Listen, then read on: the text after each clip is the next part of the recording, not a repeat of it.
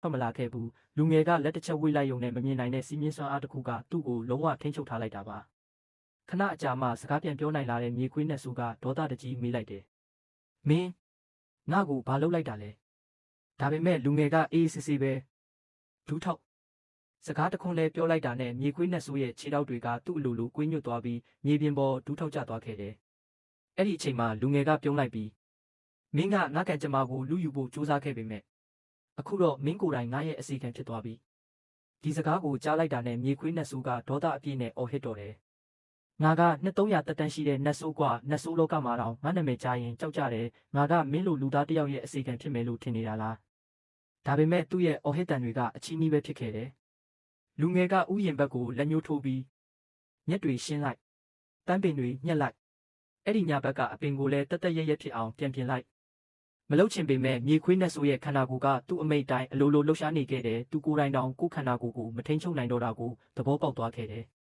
တစ်ဖက်မှာတော့လူငယ်ကအခုလေးတင်တက်လိုက်တဲ့နတ်ဆိုးတွေရဲ့စွမ်းအားကိုစုပ်ယူပြီးသူ့ခန္ဓာကိုယ်ပေါ်ကဝိညာဉ်အမတ်တစိတ်တွေကိုစမ်းသပ်နေခဲ့တယ်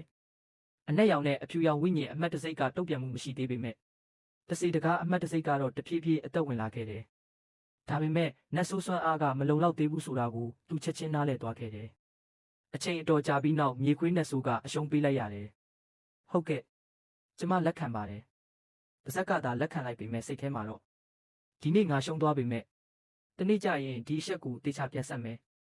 လူငယ်ကသူ့နာမည်ကိုမေးလိုက်တော့ပိုင်လင်းကောင်းပြီပိုင်လင်းကဗိုက်စာနေပြီးသွားပြီးချက်ပြုတ်လိုက်ပိုင်လင်းကမျက်နှာရှုံးမဲ့သွားပြီးချက်စရာဘာမှမရှိဘူး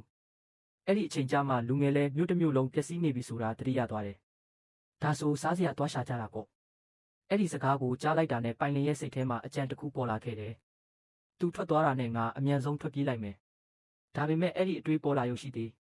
လူငယ်ကချက်ချင်းလှည့်ကြည့်ပြီးထွက်ပြေးချင်နေတာလားပိုင်လင်းကချက်ချင်းကောင်းခါပြီးမြင်လိုက်ရတယ်